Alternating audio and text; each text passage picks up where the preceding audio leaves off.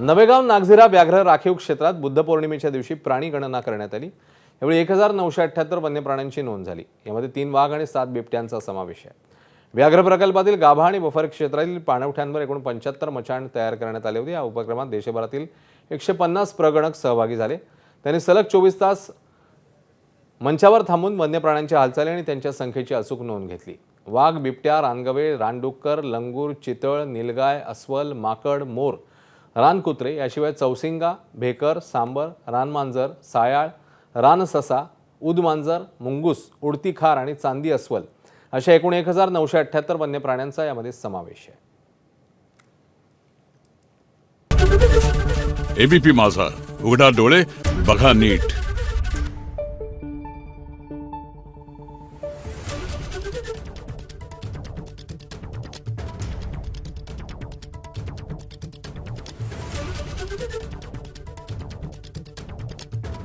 Thank you.